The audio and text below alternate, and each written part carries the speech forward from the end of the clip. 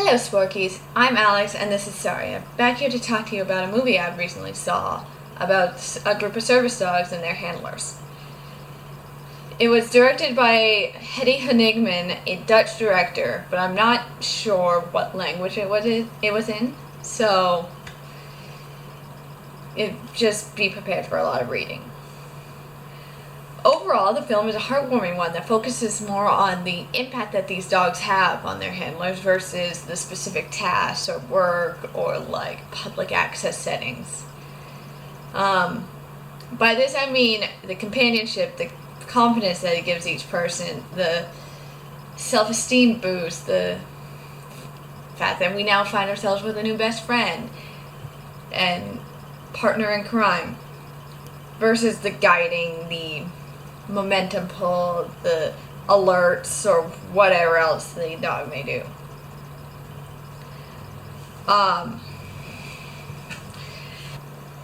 As somebody who has an in-home service dog and is working towards getting a service dog of her own, I had mixed feelings about the film. There was definitely moments where my heart swelled with pride, and I could not believe how well these dogs portrayed service dogs. I mean, none of them were perfect by any means. I could nitpick if I really so chose, but fact is, no team's going to be perfect. And it's wrong to expect that.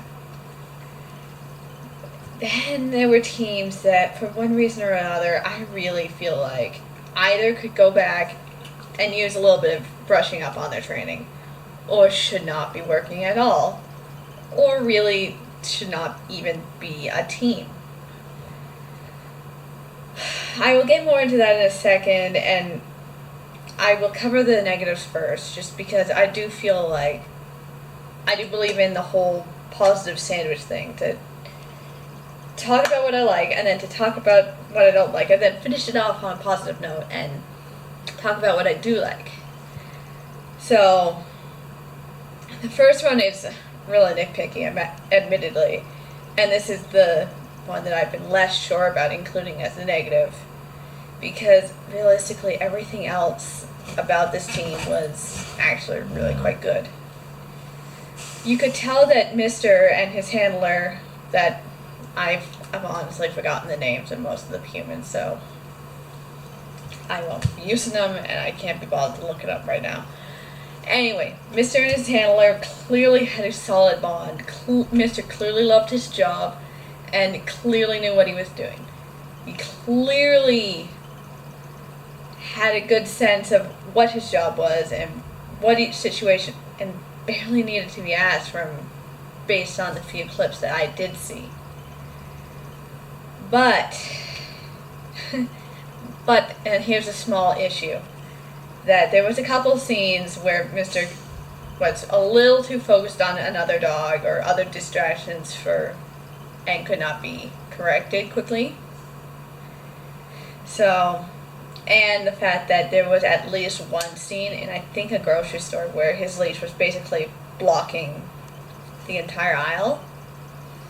And the blocking of the aisle is the problem that I take the most issue with. The watching other dogs is something that's not uncommon and could have easily just been a distracted day.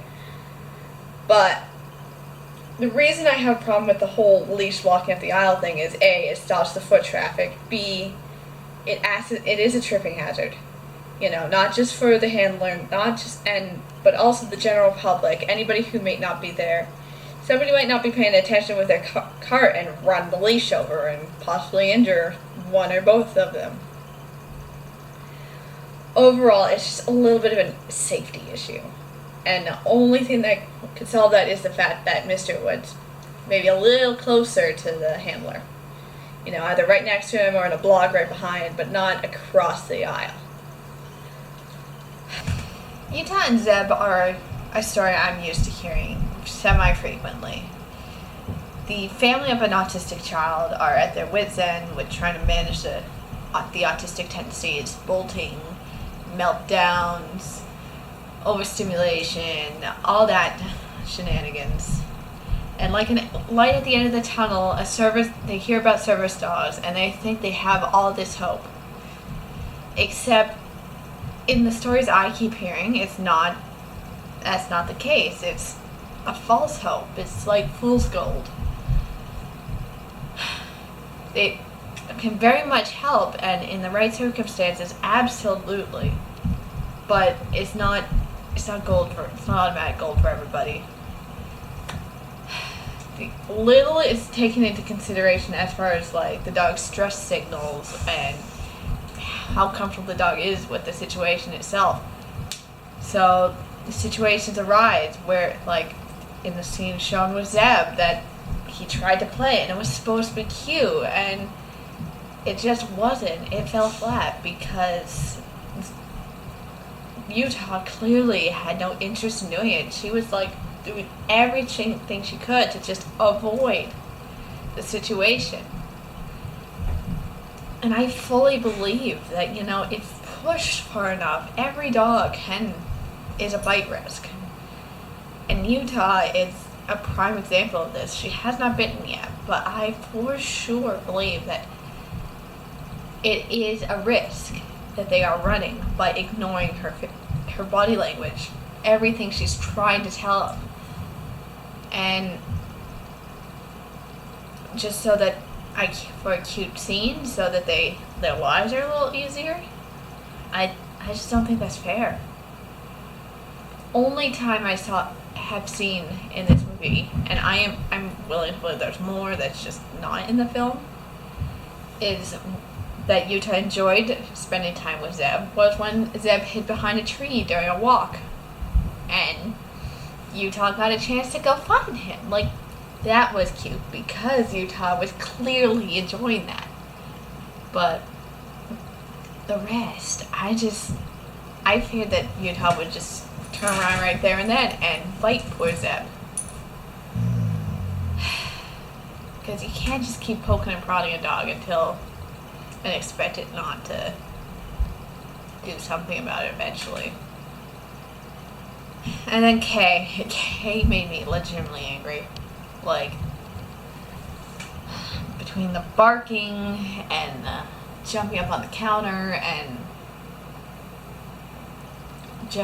all the stress signals.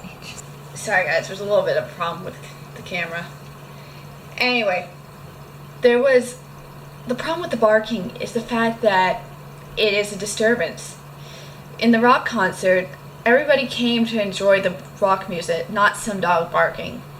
And the dog barking could be considered a disruption to that. And so the dog could be removed. And, like, legally speaking. Same with the subway. Nobody came to the subway to listen to a dog barking constantly. One or two is fine if it's like for an alert. Like, maybe you didn't notice your dog knows you for like, oh, your blood sugar's going down. Your dog noses you, but you don't notice it. And then as an escalation to that, the dog decides to then paw and you still don't notice. And then the dog, gives a bark or two. That's fine, and that's hardly disruption. Most would not worry about that. But the case was that, walking all the way through the subway station, Kay was just bark, bark, bark, bark, bark, bark, bark. And same with the rock concert. I'm sorry, but even as a service dog handler myself, if my dog were like that, I'd be like, I'm leaving. I can't enjoy this. And if I were a friend with somebody who had a dog like that, I'd be like, you have to leave too. Because honestly, who wants to listen to a dog barking as you're trying to enjoy a rock concert? Then there was also the case that Kay at one point jumped up on all fours onto a counter. Now, this was not a counter that had expectation of sanitary on it. It was like some receptionist desk, which the receptionist seemed okay with. But the case is, it's not uncommon for people to have their dogs up in booths or on the tables, and be fake service dogs. And frankly, that's disgusting. Let's be honest. You wouldn't put your shoes on the table and then proceed to eat there. It's the same thing with a dog. I'm sorry, but that's just gross. And unnecessarily rude. And then there was all the stress signals. Like, admittedly, the first scene, it was like whale eyes and panting. Like, I could not tell if it was just because the camera was there or if it was a case of, you know, the dog actually just stressed out because of the situation. And then I think that's it.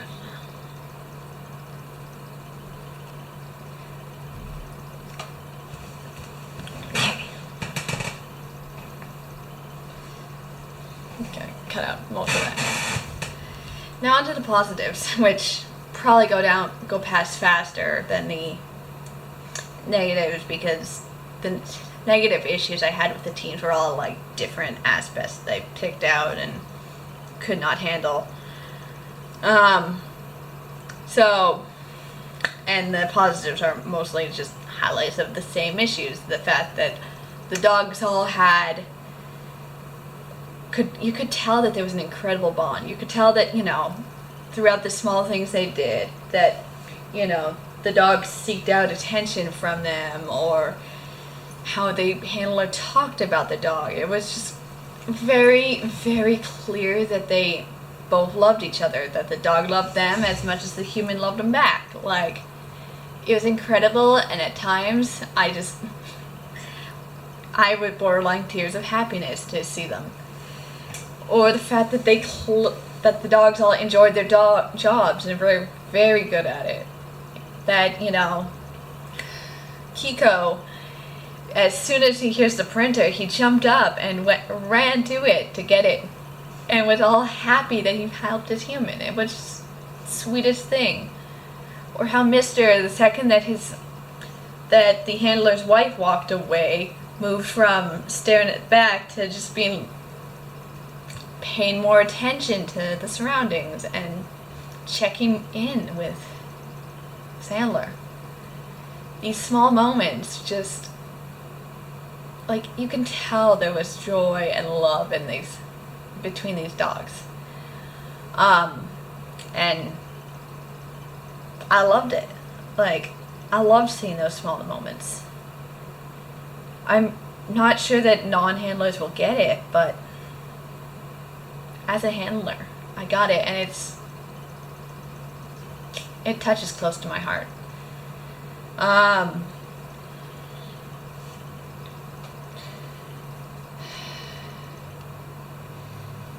Sorry, I'm just trying to check my notes. Unfortunately, there was a dog that ended up passing, like a guide dog that ended up passing during the filming, and we didn't see much of her, but a lot of the same things that I just said applied to the few scenes we did see. And one thing that definitely stuck out to me that made me laugh was there was a scene where they were trying to catch a train, and I can tell, and the handler was very clearly flustered, like probably because of the film shoot, and possibly maybe they thought they were running late for the train or something. Anyway, they were trying to get on the train, and the dog was not responding to their left, enter, and because none of the doors were open for them to go on. So at one point, it looked more like the handler was starting to speed up to the point that the guide dog was being guided by the human versus the human being guided by the guide dog. And this just made me chuckle. I had to highlight it because it was just it made me chuckle. You know, teams that work together for 5-10 years can still have those brain derp kind of moments.